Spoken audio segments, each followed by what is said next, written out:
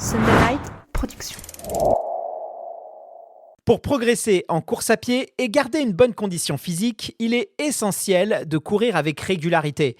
Et pour maintenir une certaine forme de constance, les coureurs utilisent parfois, sans même le savoir, des routines sportives ou au contraire savent faire preuve de flexibilité mentale. Entre motivation, autodiscipline et parfois une petite dose de superstition, doit-on programmer nos entraînements avec rigueur ou avec souplesse ? Eh bien, c'est ce que nous allons voir aujourd'hui dans cet épisode de Body and Mind. C'est parti. Dans la tête d'un coureur vous présente Body and Mind, un programme dédié à l'harmonie du corps et de l'esprit. Tous les mois, une nutritionniste et une préparatrice mentale vous partagent leurs meilleurs conseils pour optimiser votre santé et votre bien-être. Bonne écoute!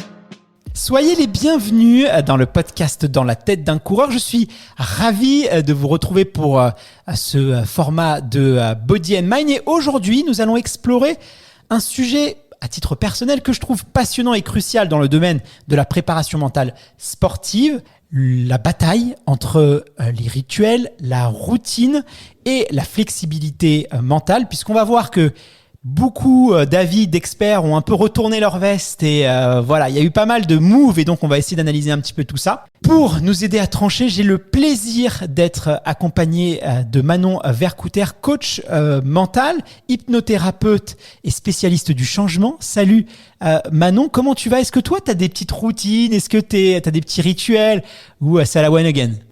Disons que j'ai été très... Alors déjà, bonjour Guillaume. Bonjour ouais. à tous. Allez, je suis tellement impatiente du sujet C'est ça, d'aujourd'hui, tu vois, exactement. que je te lance direct.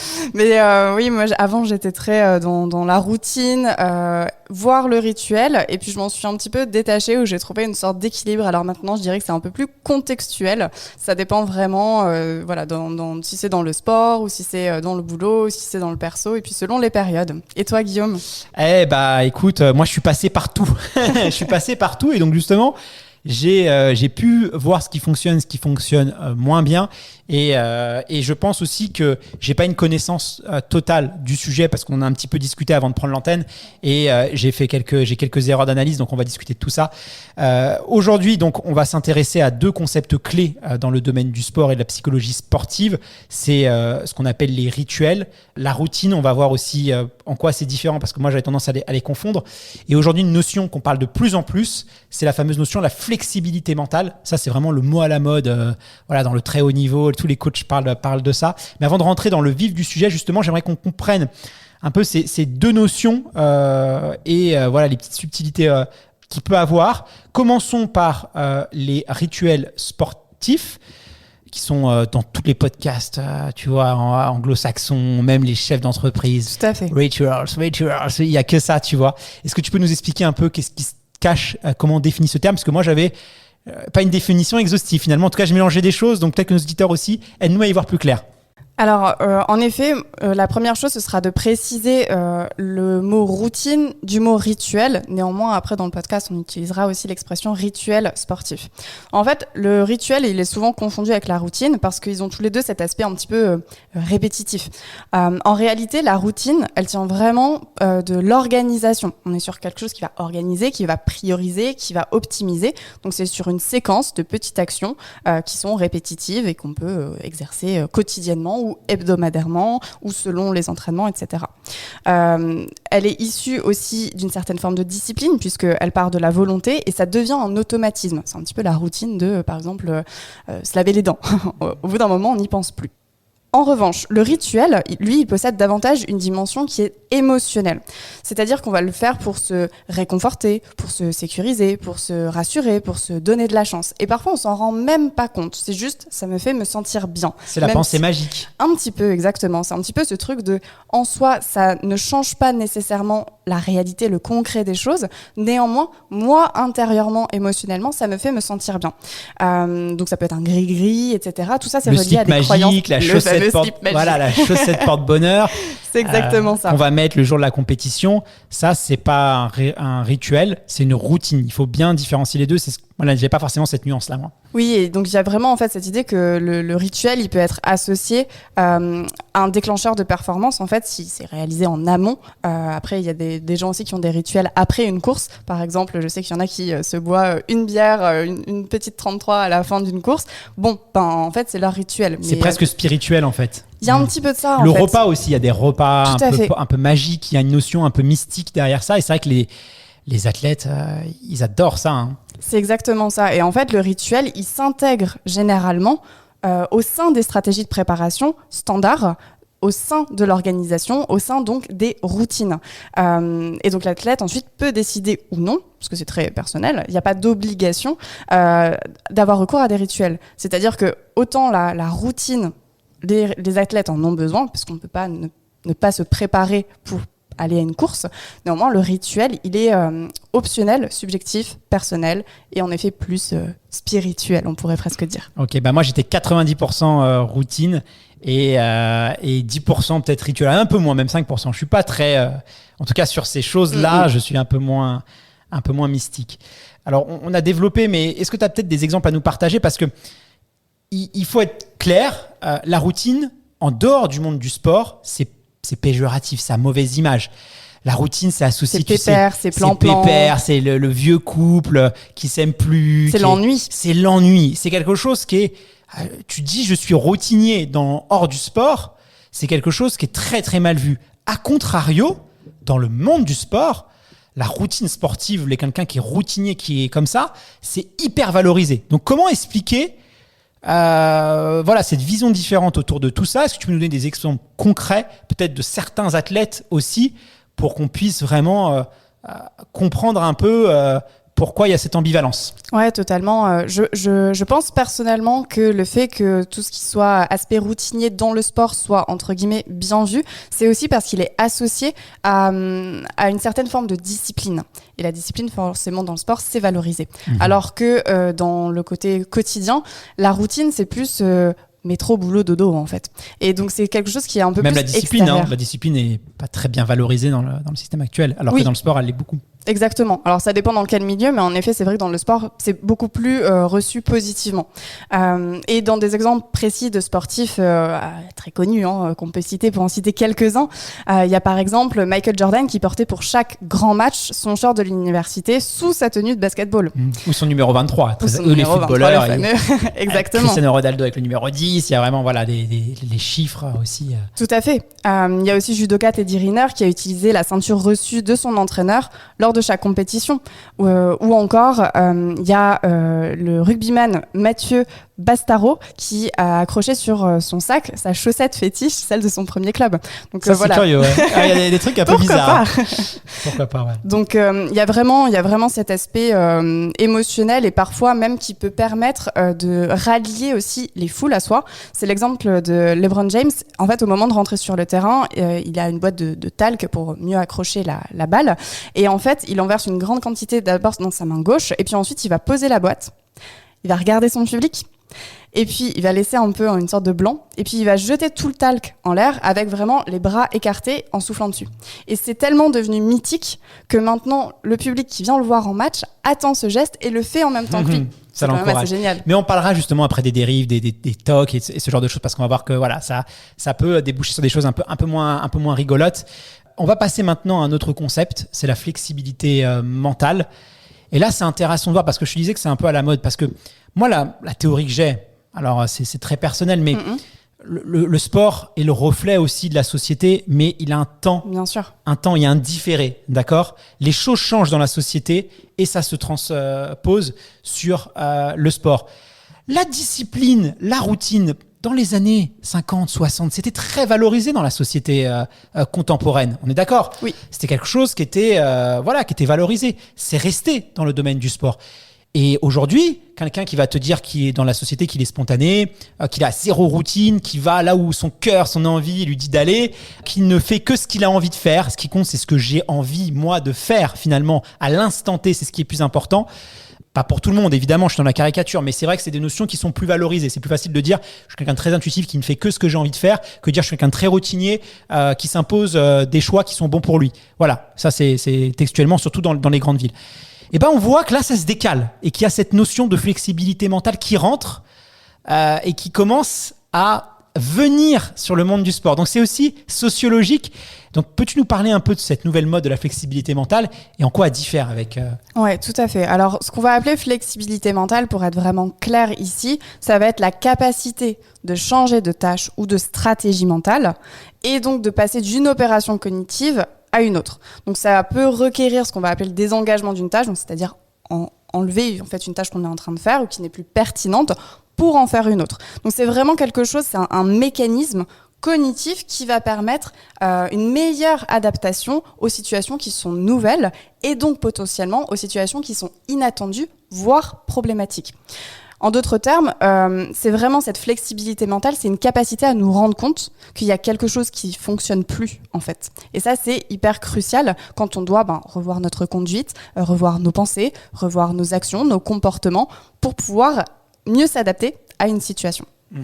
Oui, parce que c'est rigide finalement quand on est dans la routine, quand on est, il y a quelque chose de très rigide. Et aujourd'hui, on vit dans l'incertitude, tout va très très vite. Donc on se rend compte aussi, parce qu'il n'y avait pas de jugement de valeur. Moi, dans ce que je disais, attention, c'est vrai que voilà, mais la vie, la société change. Et donc aujourd'hui, on va rechercher un petit peu plus de souplesse. Du coup, on a tendance souvent à aller dans un extrême ou un autre. On est d'accord ? C'est vrai que c'est humain. On donne des grands coups de volant à droite, puis des grands coups de volant à gauche. Bon, souvent, on finit dans le décor. Ce qui est mieux quand même, souvent, c'est de rouler droit. On est d'accord ? C'est comme ça qu'on évite les accidents. Est-ce que ces concepts fonctionnent en opposition ? Est-ce qu'ils peuvent s'imbiber ? Est-ce qu'il n'y a pas une cohésion à avoir ? C'est quoi ton avis par rapport à ça ? Oui, je trouve ça hyper intéressant parce qu'en effet, on pourrait croire de prime abord que les deux concepts sont totalement opposés. D'un côté, on a la routine, les rituels sportifs où c'est quelque chose qui est très cadré, qui est très structuré. Et de l'autre côté, on a cette notion de souplesse et de flexibilité. Néanmoins, c'est pas forcément... non complémentaires. C'est-à-dire qu'on peut mixer les deux. Moi aussi, je suis partisane de cette idée de trouver un équilibre dans tout. Et donc l'idée, et on va le voir, on va dérouler ça dans cet épisode, ça va être justement pour les personnes qui en ont envie d'avoir cette routine, pourquoi pas d'aller jusqu'à certains rituels, mais qu'on ne soit jamais dans la contrainte qui puisse inhiber ou affecter négativement la performance sportive. C'est vraiment ça cette idée. Bah écoute, moi, ce que je te propose de faire pour on organise bien notre échange, parce qu'il y a pas mal de points qu'on va évoquer pour aider les gens justement en fait à mieux vivre leur sport, à être plus disciplinés, à pas sauter d'entraînement. Et moi, je vais te donner un exemple. J'ai beaucoup j'ai des rituels sportifs.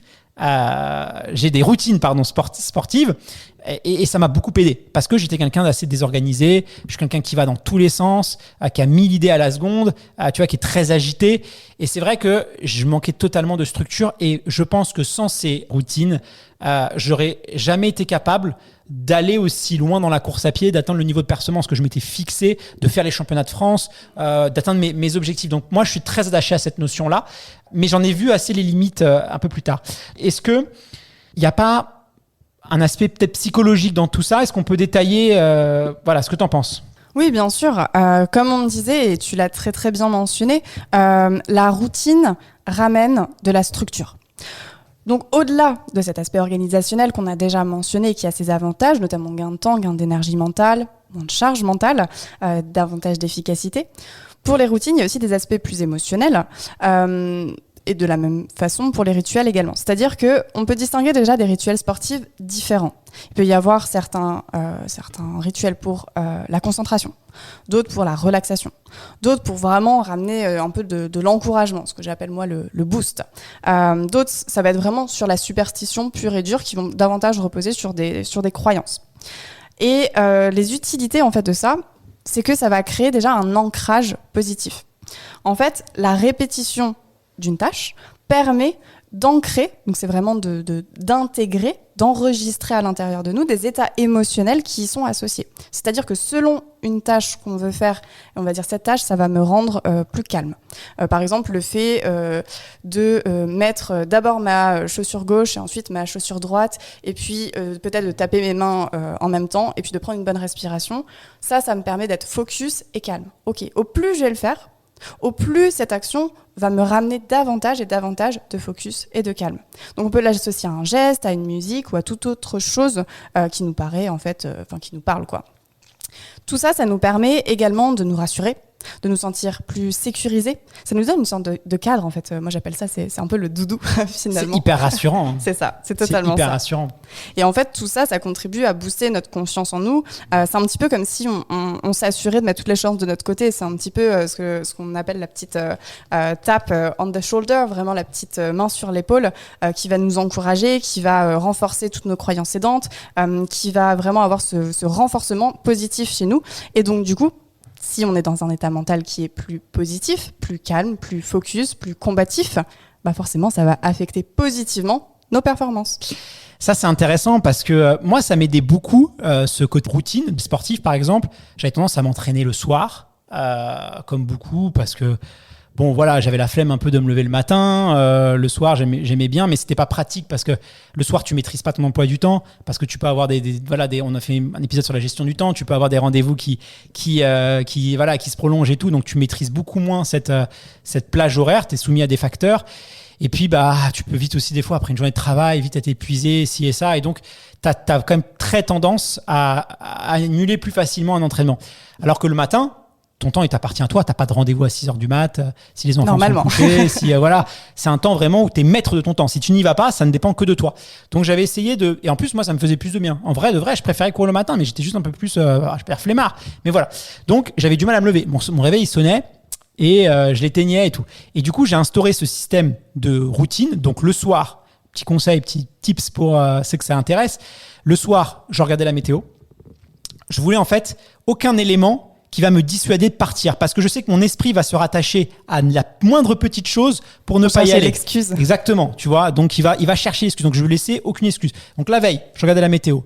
Tenue préparée en fonction de la météo du lendemain.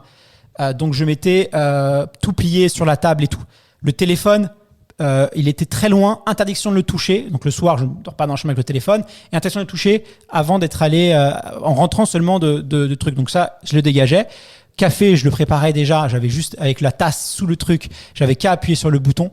Et en fait, du coup, ça me permettait de ne plus me poser de questions. Et j'avais instauré ce côté très robotique. Je me lève, je vais chercher mes affaires, je m'habille, j'appuie sur mon bouton, je prends mon café, je pars. Et tout était un tunnel par étapes, d'action, en tunnel fait. par action, qui ne laissait aucun temps en fait non prévu. Donc j'avais la maîtrise sur tout. Je ne me posais pas de questions. Je m'interdisais de me poser des questions. J'étais en pilote automatique.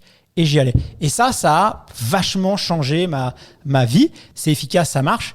Et peut-être le côté un peu plus pervers, c'est que ça peut se transformer en quelque chose de plus mystique, en quelque chose de croyance. Et là, on rentre justement dans les rituels sportifs. Et justement, on a donné des exemples tout à l'heure d'athlètes. Et il y en a un, moi, qui me saute aux yeux, c'est Rafael Nadal. Si vous le voyez comme ça à Roland-Garros, il va toucher ses bouteilles d'eau d'une certaine manière, il va sauter à l'entrée du court, il va s'essuyer le front, le nez avant chaque service. Enfin, mais lui, c'est poussé à l'extrême et du coup, c'est vrai que ça pose des questions. Et là, ça crée aussi peut-être des fois aussi des troubles du comportement, les fameux les troubles obsessionnels compulsifs, les TOC.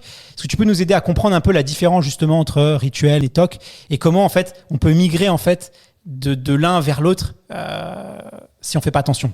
Alors, faut vraiment savoir que ce qu'on appelle les TOC, donc les troubles obsessionnels compulsifs, c'est vraiment une pathologie qui doit être médicalement accompagnée. Et en fait, ces TOC se traduisent par des obsessions. On est vraiment donc dans ce côté compulsif, c'est-à-dire des pensées dérangeantes qui sont répétitives et incontrôlables. C'est vraiment ça. C'est quelque chose qui, même si c'est à l'intérieur de nous, ça nous arrive. On se sent aussi prisonnier de ces comportements qui s'imposent à nous. Et donc, ces comportements-là causent une forte anxiété. Souvent, ça va même jusqu'au TAG, le trouble anxieux généralisé, qui est aussi une pathologie. Cette anxiété, elle peut être atténuée en fait par la mise en place de comportements répétitifs. Les TOC apparaissent donc dans une sorte de solution à quelque chose en fait. Et c'est cette solution qui se met en place bon an, mal an, qui va devenir nocive pour la personne puisqu'elle en devient, comme je le disais, victime, prisonnière et en fait vraiment elle subit les conséquences qui sont difficiles à vivre pour la personne qui en souffre, pour elle, mais aussi pour son entourage. Ça peut lui pourrir la vie professionnelle, personnelle, sentimentale, familiale, parce qu'on est vraiment sur des comportements répétitifs qui sont irraisonnés et incontrôlables. Donc là, encore une fois, je le répète, c'est vraiment une pathologie qui requiert un accompagnement thérapeutique sérieux avec vraiment des médecins, psychiatres, psychologues. Et comme tu le dis bien, la question à se poser, en fait, c'est si le rituel installé va générer un état émotionnel désagréable ou pas. En fait, si c'est agréable et que ça aide à la performance, c'est OK. Si c'est quelque chose de sain, c'est OK. Le problème, c'est quand ça peut devenir quelque chose qu'on ressent comme une obligation. Parce que ce qui est pervers avec la répétition, c'est qu'au bout d'un moment, parfois, ça devient tellement un automatisme que si on ne le fait pas, c'est comme si on était un petit peu en manque de ça. Et donc, on va s'auto-saboter, entre guillemets, on reviendra sur la notion d'auto-sabotage, en inhibant nos performances inconsciemment parce qu'on n'aura pas fait ce truc-là. Ouais, exactement. Voilà, donc ça marche pas. Mais disons que le schéma classique, ça peut être la routine qui se transforme en rituel, qui peut se transformer après en trouble du comportement. C'est pas obligatoire. Non, c'est pas du tout obligatoire. Il y a des gens qui vont rester sur le stade de la routine, d'autres qui vont aller un peu plus sur le stade du rituel, mais il faut être vigilant à ça. Par contre, ce que j'ai remarqué, et c'est pour ça que c'est important d'en parler, parce que nous, les coureurs à pied, on est très exposés à ça, et j'ai l'impression que dans les sports individuels, on parlait de Rafael Nadal du tennis, c'est beaucoup plus présent en tout cas que dans les sports collectifs. Donc l'athlète, il est beaucoup plus exposé à ça, il est beaucoup plus... voilà, comment on peut l'expliquer ça ? Je trouve que ce point de vue est assez intéressant. En effet, je ne ferai pas de distinguo au niveau du sport, au niveau des disciplines, comme on a cité plusieurs exemples, tennis, basket, etc.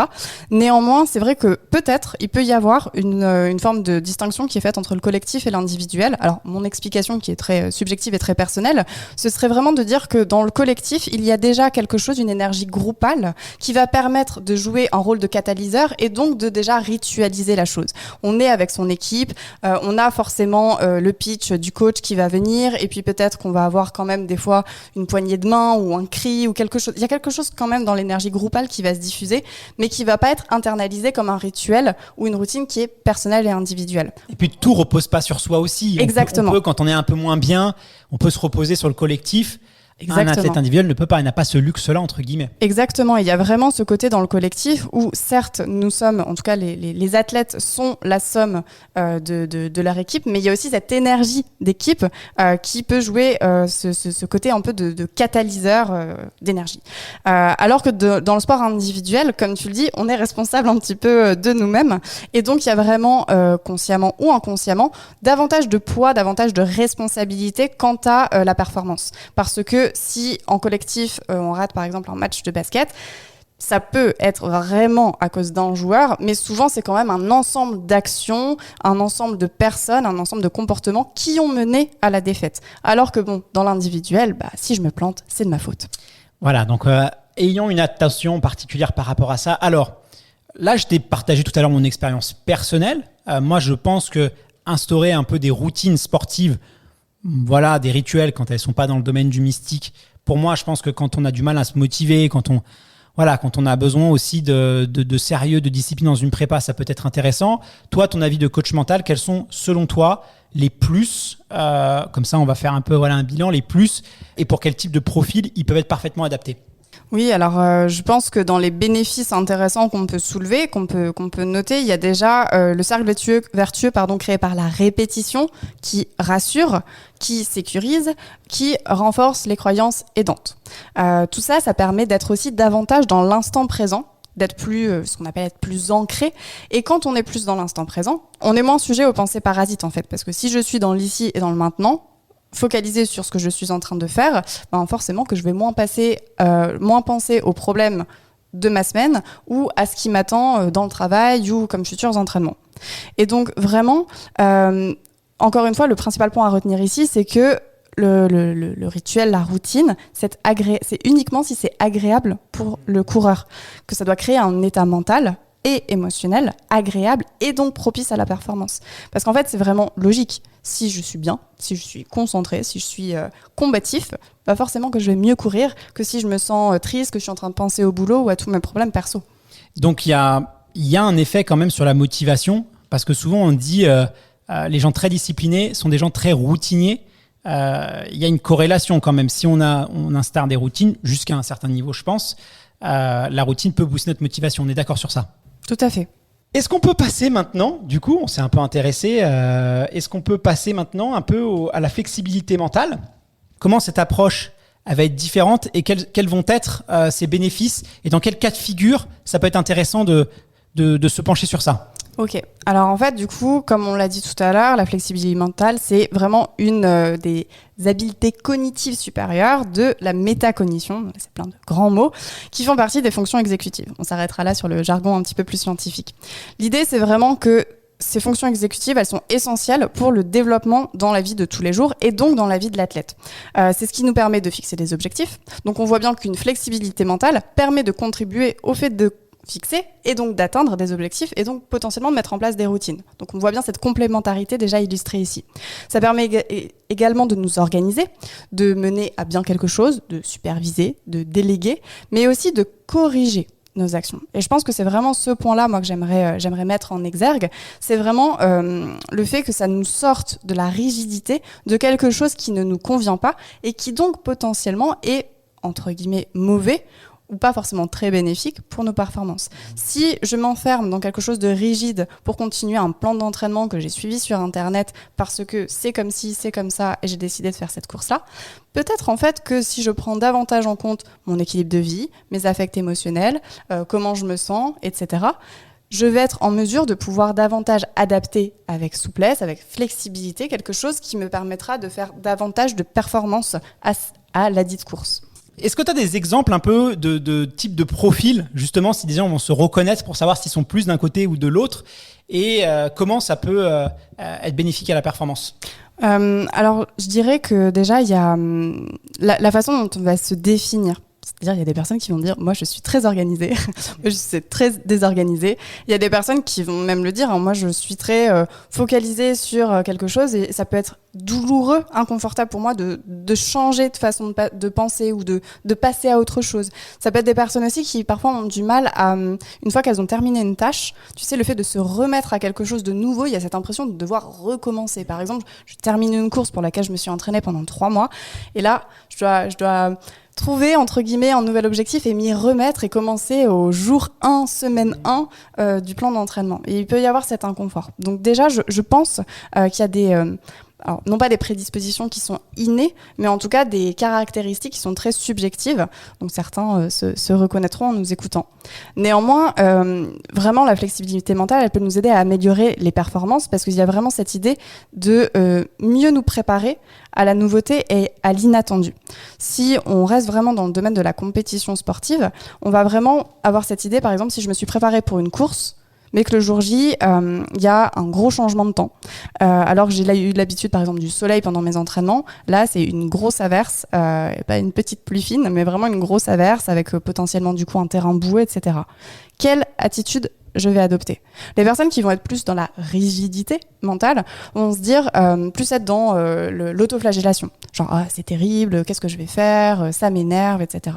Les personnes qui vont montrer davantage de flexibilité mentale vont être vraiment dans cette adaptabilité et donc, ok, peut-être que je vais changer de chaussures par rapport à ce que j'avais prévu, peut-être que je vais changer de tenue, peut-être que je vais partir plus tôt sur le site de course pour pouvoir me préparer, m'échauffer, si jamais il y a des bouchons, etc. Donc il y a vraiment cette notion d'apprendre de ses erreurs et de pouvoir éviter de répéter les mêmes erreurs sous prétexte qu'on est censé rester dans des injonctions, des routines et des organisations qui sont fixes. Non, c'est ramener de la souplesse. Par contre, le risque, comment pas tomber? Alors là, on parlait tout à l'heure que la routine nous emmène au rituel, nous emmène après à des tocs si c'est pas très contrôlé. Et là, le routine, c'est comment on tombe? Pas dans l'indécision, dans l'incertitude, dans l'approximatif aussi, parce que y a quand même un réel danger là. Oui, alors déjà, juste pour reprendre ce point-là, c'est vrai qu'on a vraiment la routine puis le rituel qui peut arriver. Concernant les TOC, c'est vrai que c'est pas uniquement le fait d'être dans une routine, dans un rituel qui va créer des TOC. Souvent, c'est vraiment très multifactoriel. Il y a des aspects de l'enfance, il peut y avoir des traumas, il peut y avoir la génétique. Donc voilà, tu fais bien de me reprendre, il faut un terreau déjà. Voilà, c'est vraiment, il y a plein de facteurs psychologiques, génétiques et autres qui rentrent là-dedans. Et on n'est pas du tout en train de dire, on n'est pas du tout en train de dire que si vous faites des rituels, vous allez développer des TOC.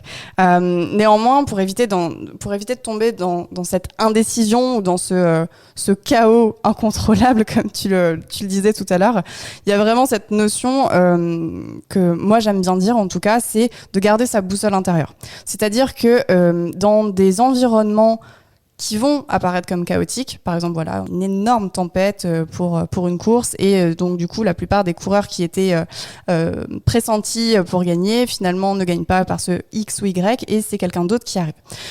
Là, il y a vraiment cette capacité d'adaptation qui se fait à un autre niveau que le mental, en fait. Il y a vraiment quelque chose d'instinctif, de primaire qui est à l'œuvre, qui passe vraiment plus par le corps que par le raisonnement. A contrario, cette notion aussi de parfois indécision, finalement, elle n'est pas tant liée avec la notion de flexibilité mentale, puisque finalement, le cerveau humain, il cherche vraiment la stabilité. Donc, il va toujours chercher à avoir une réponse et donc à réduire l'incertitude à tout prix. Et donc, en fait, l'idée, c'est vraiment de rester à l'écoute de ses ressentis. La bonne nouvelle, c'est que la flexibilité mentale, c'est quelque chose qui peut être développé, en fait. C'est pas du tout inné. Alors, il peut y avoir certaines personnes qui en ont plus que d'autres au début, mais c'est quelque chose qui peut se développer. Et donc, encore une fois, c'est pas synonyme d'incertitude ou de doute. Parce que, en fait, la flexibilité, c'est de l'adaptation, pas de l'indécision. Sinon, on va plus toucher en fait à des sujets émotionnels qui vont être relatifs à la confiance en soi, à l'estime de soi. Parce que l'incapacité de prendre des décisions, de faire des choix, cette impression de si je dis oui ou si je dis non, je renonce à quelque chose. Si je choisis, je renonce à quelque chose. C'est plutôt parce qu'on ne se connaît pas assez. C'est aussi parce qu'on ne se connaît pas du tout parfois. Parce que je ne sais pas ce que j'aime, je ne sais pas ce qui me convient. Ou je me juge moins bon ou moins intéressant ou moins doué que les autres, donc je préfère ne pas me prononcer. Donc vraiment, quand il y a ces notions d'indécision, on est sur autre chose que de la flexibilité mentale, donc ça c'est plutôt une bonne nouvelle. Bon, bah c'est intéressant. On a vu, alors on le disait en introduction, c'est vrai que les temps changent, les vies changent, tu vois, on a eu pas mal de compétitions qui ont été annulées à cause du Covid et tout, donc c'est assez logique finalement que cette notion de flexibilité mentale, elle est un peu pris, pas le dessus, mais en tout cas, elle se fait entendre par rapport aux choses très structurées, parce que voilà, la vie est de plus en plus surprenante. On a vu un peu les avantages, les inconvénients. Si on doit un peu statuer en fonction de notre mode de vie, de notre sensibilité, notre état émotionnel, nos objectifs aussi, comment arbitrer ? Qu'est-ce que tu pourrais nous dire justement pour, voilà, tiens, j'ai un individu qui veut faire un trail ou un marathon, qui se lance là dans un objectif sportif, quelle stratégie il doit avoir ? J'imagine que c'est aussi personnel, l'éducation qu'il a eue, tout ça. Qu'est-ce que tu pourrais lui dire ? Alors, tu me connais, Guillaume, hein, moi, j'ai pas de réponse fixe et générale. Par contre, ce que je dirais, c'est déjà, encore une fois, s'écouter, qu'est-ce qui nous convient, mais aussi être curieux d'essayer ce que je n'ai pas encore déjà mis en place. Parce que parfois, on se dit, non, mais moi, l'organisation, ça ne me va pas, je ne suis pas organisée. Essayez.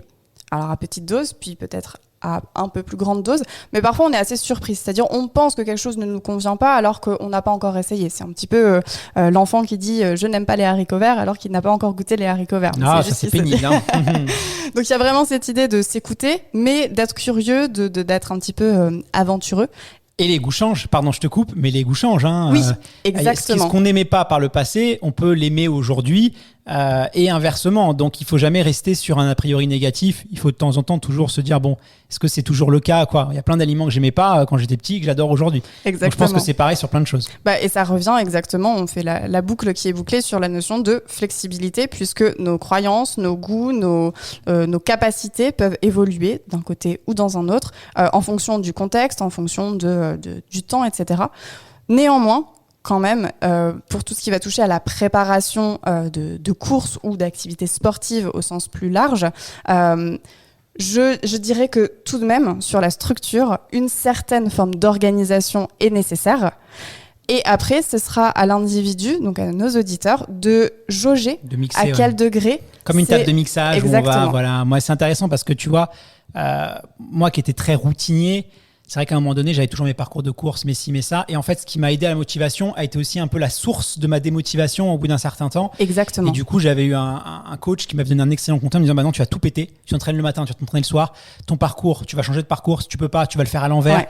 Tu vas complètement tout casser pour essayer d'aller recréer un peu un renouveau. Et là, il est un partisan de la flexibilité mentale. Voilà. Donc, c'est pas, encore une fois, quelque chose qui vient en opposition. C'est peut-être un doseur à régler, savoir aussi réajuster en fonction de comment est-ce qu'on se sent. Il y a des fois, on a besoin de quelque chose, des fois, on a besoin d'autre chose et on veut toujours nous enfermer dans des cases. Et voilà. Si on veut poursuivre un peu l'échange, est-ce que tu as des ressources, des documents, des livres, des podcasts sur ce mindset un peu, ces rituels, c'est tout ça? Oui, totalement. Et pour finir, d'ailleurs, j'aimerais juste mentionner que cette idée de routine, donc là, je mets vraiment en dehors le côté rituel, donc le côté émotionnel, mais la routine et donc l'organisation, ce qui ramène la structure, ça va permettre de sécuriser et donc de créer vraiment un socle, une base pour pouvoir performer et de ramener du coup de la nouveauté là-dedans. C'est un petit peu en fait comme si on construisait une maison dans l'ordre. D'abord, on va faire les fondations. Et ensuite, on va construire le premier et le deuxième étage. Et concernant les ressources, moi, j'ai le livre de la psychologue américaine Carol S. Dweck qui s'appelle « Changer d'état d'esprit, une nouvelle psychologie de la réussite » et qui a théorisé, alors en anglais, c'est le fixed versus le growth mindset. En français, ça donne l'état d'esprit fixe versus l'état d'esprit de croissance et qui reparle vraiment, qui explore cette notion de flexibilité mentale avec une autre terminologie, mais c'est tout de même très intéressant. Et la deuxième ressource ou le deuxième conseil que je pourrais donner à nos auditeurs, ce serait de justement passer à l'action. Donc, c'est-à-dire, il y a des applications sur mobile, des jeux pour développer la cognition, la mémoire, mais aussi, si vous êtes moins écran, des puzzles, des jeux de société, faire des sudoku, etc. Et en fait, c'est vraiment sortir de sa zone de confort, faire de nouvelles choses qui vont nous faire réfléchir différemment de ce qu'on fait, mais ça peut être aussi, par exemple, aller à un nouvel endroit, tester un nouveau resto plutôt que d'aller à celui du coin de la rue. Et plus on va insérer progressivement de la nouveauté dans notre quotidien, plus on va commencer à aussi développer, installer de nouvelles connexions neuronales dans notre cerveau qui vont nous permettre de ramener davantage de flexibilité et donc de souplesse. Merci infiniment Manon. On se donne rendez-vous très bientôt pour un nouvel épisode de Body and Mind. À très vite. Merci Guillaume et à très vite.